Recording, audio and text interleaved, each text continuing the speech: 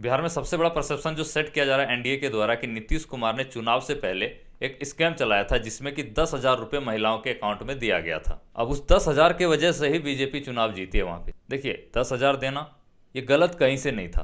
अब अगर गवर्नमेंट में कोई रहता है तो उसके पास ये अधिकार है कि वो एक ऐसा योजना चलाए जिससे कि लोगों का भला हो।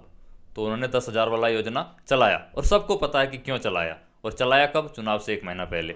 तो ये सबको पता है कि वो वोट खरीदने का एक प्रोसेस था, एक जरिया था, वो एक घूस था। अब इस चीज़ से तुम मैनिपुलेट हो गए और तुम्हें लगता है कि महिलाओं को पैसे देने की वजह से ही बिहार में एनडीए सरकार अपनी गवर्नमेंट बनाई है। अब तुम मैनिपुलेट मत हो। रियलिटी यही है कि बिहार में जो चुनाव जीता गया है वो महिलाओं को पैसे देने से नहीं जीता गया, वो वोट चोरी से जीता गया है। और जिसका जीता जागता सबूत हमारे पास बहुत सारे हैं। कहीं बीवीटी पट के पर्चे फेंके हुए हैं, अब ना जाने कितने और पर्चे नदी में बहा दिए गए होंगे भाई। जब वोटिंग की गिनती शुरू हुई थी तो वहाँ पे ऐसा बताया जा रहा था भाई कहीं पे 24 राउंड की वोटिंग होनी है, और जब फाइनल रिजल्ट आता है तो वहाँ पे टोटल 28 राउंड की वोटिंग हो जाती है अपने आप। और बढ़ा तो वहाँ पे बीजेपी को क्यों जीत मिला, एनडीए को क्यों जीत मिला? जहाँ पे आरजेडी को जीत मिला वहाँ पे ऐसी चीज़ें क्यों नहीं हुई?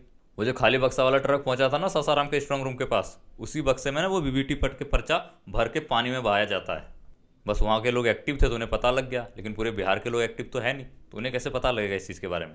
और तो और तुम ये सब देखो ना भाई, कितने लोग फर्जी वोट दे रहे हैं। बीजेपी सरकार के एक आदमी जिसके 3-3 वोटर कार्ड है, वो दिल्ली में भी वोट करता है, हरियाणा में भी वोट करता है और बिहार में भी वोट करता है।